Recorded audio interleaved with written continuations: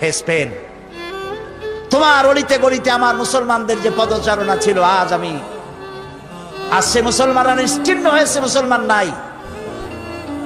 সেইখানে যখন এই জ্ঞানের বিশাল গবেষণাগার তৈরি হলো, তারা পার্ক তৈরি করলো, সুয়ারেজ লাইন তৈরি করলো, ড্রেনেজ করলো, রাস্তা করলো, ফুটপাত করলো, পৃথিবীর সব থেকে মডার্ন দেশে পরিণত করে দিল। সেইখানে শুরু হয়ে গেল 800 বছর রাজত্ব করার পর গজবটা কেন এলো তাও চোখে দেখে এলাম।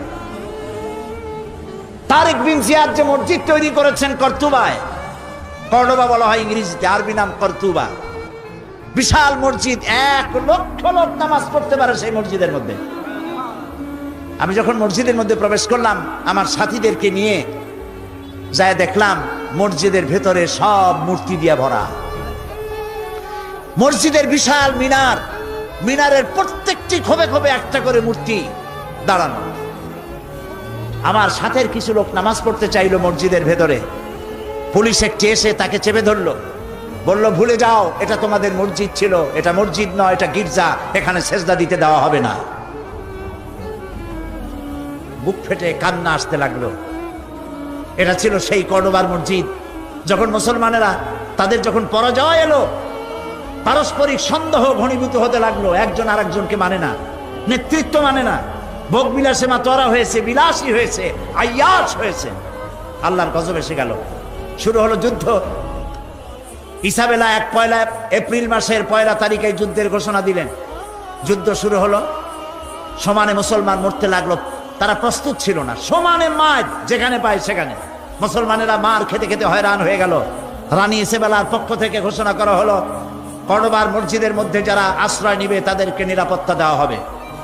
নারী এবং শিশুরা তাদের জন্য ভূমধ্য সাগরে সেখানে জাহাজ রাখা হয়েছে, তাদেরকে মরক্কো পাঠিয়ে দেওয়া হবে, তারা যেন জাহাজে আরোহণ করে।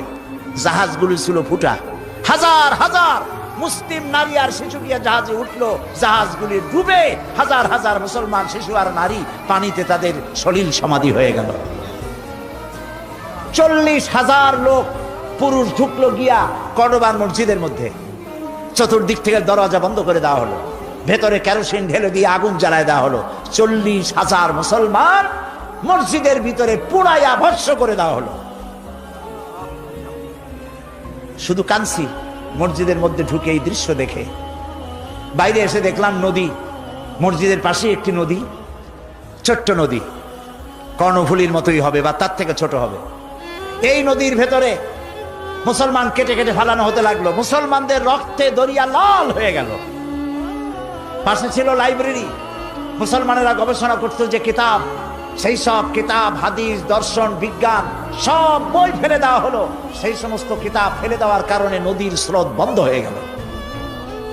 আজকে যারা সভ্যতার দাবিদার, ইউরোপ, আমেরিকা, এরা সভ্য নয়, এরা সভ্যতার দুশ্মন, যার জন্য ইরাকের 1000 বছরের সভ্যতাকে জ্বালিয়ে পুড়িয়ে লুট করে তারা শেষ করে ফেলেছে। এরা সভ্যতার দাবি করে, আসলে তারা সভ্য নয়। প্রিয় ভাই সব, যেদিন এই মুসলমানদেরকে আগুনে পোড়ায় মারা হয়, সেই দিনটা ছিল 1 এপ্রিল, এপ্রিল ফুল। আমার দেশের মুসলমানের আজ শিক্ষিত কলেজে, ইউনিভার্সিটিতে, স্কুলে শিক্ষিত মহল এপ্রিল ফুল হিসাবে 1 এপ্রিলকে উদযাপন করে থাকে, করে না? করে কিনা বলেন? ঘটনাটা এরকম যে এক লোক বাজার দিয়ে আসছে, এসে বলছে, দৌড়াচ্ছে আর বলছে, ভাই মানির মান আল্লাহই রাখে। লোকেরা জিজ্ঞেস করলো, কেন দৌড়াও আর কেমনি মানির মান আল্লাহ রাখলো? কয় যে আমি আর বাবা দুজনে গেছিলাম হাটে, লোকেরা আমার বাপেরে ধরিয়া জুতা দিয়ে এমন পিটাইলো, আমারে কিচ্ছু কয় নাই, মানির মান আল্লাহই রাখে। যেদিন মুসলমানদেরকে পোড়ানো হলো কর্ডোবার মসজিদের মধ্যে, আর মুসলিম নারী আর শিশুকে ফুটা জাহাজে উঠাইয়া ভূমধ্য সাগরে ডুবিয়ে মারা হলো, সেই দিনটা ছিল 1 এপ্রিল। সেই এপ্রিল ফুল পালন করে আমার দেশের যুব সমাজ, পালন করে তথাকথিত শিক্ষিত সমাজ। নাউজুবিল্লাহি মিন যালিক। প্রিয় ভাই সব, আমি মাদ্রিদে প্রোগ্রাম করে তাদেরকে বললাম যে এই 2 জায়গা আমাকে দেখাতেই হবে। বিশাল দেশ, আল্লাহ কত নিয়ামত সেখানে দিয়েছেন। 645 কিলোমিটার মাদ্রিদ থেকে কর্ডোবা থেকে 280 কিলোমিটার গ্রানাডা, আর গ্রানাডা থেকে 270 কিলোমিটার হচ্ছে মাদ্রিদ। প্রায় 1300 কিলোমিটার জায়গা, ফজর থেকে নিয়ে রাত 12টা পর্যন্ত। আবার রাজধানীতে ফিরে সেই সব জায়গা দেখে এলাম। সেই মসজিদে গেলাম যেই মসজিদে আজান হয়েছে 500 বছর পর। স্পেনের মধ্যে 500 বছরের ভিতরে বাইরে কোনো আজান দেওয়ার আইন ছিল না, বন্ধ করে দেওয়া হয়েছে। মুসলমানেরা সেখানে কেস করলো, বহু মামলা করে 22 বছর মামলা করিয়া একটা ছোট্ট জায়গা পাইলো। তার পাশে আবার একটা বিশাল গির্জা, জানতে পারলাম ওইটা গির্জা না, ওটাও মুসলমানদের তৈরি করা মসজিদ ছিল, সেটারে বানাইছে তারা গির্জা। সমস্ত মসজিদগুলি শরাবখানা, থিয়েটার আর সিনেমায় পরিণত করেছে তারা। 22 বছর মামলা করে একটি ছোট্ট মসজিদ বানালো। সৌদি আরবিয়া এবং ইউনাইটেড আরব আমিরাটস এদেরকে টাকা দিল, $4,50,00,000 দিয়ে এই মসজিদটা নির্মাণ হলো। মসজিদে নামাজ পড়তে লোক আসলো মাত্র 1.5 কাতার কি 2 কাতার। শুনলাম আজ আর স্পেনে মুসলমান নাই। প্রায় 5 কোটির মতো লোক বাস করে স্পেনে। সেখানে মুসলমানদের সংখ্যা 25,000-এর মতো, সব বহিরাগত, স্থানীয় মুসলমান কেউ নাই। আর 1 এপ্রিল যখন আসে তখন স্প্যানিশরা লম্বা লম্বা জামা গায়ে দিয়া, মুখে নকল দাড়ি রেখা, মাথায় টুপি আর রুমাল পরিয়া তারা সারা রাত মদ খায় আর নাচে। আজকের এই দিনে আমরা মুসলমানদেরকে তাড়াই দিতে পেরেছিলাম। প্রিয় ভাই সব, আজকে সেই মুসলমানদের যে বিরাট পতন হলো, সেই পতনের কারণ ছিল কোরআন শরীফের দাওয়াত দেওয়া থেকে, তাওহীদের দাওয়াত থেকে তারা নিজেদেরকে দূরে সরিয়ে ফেলেছিল।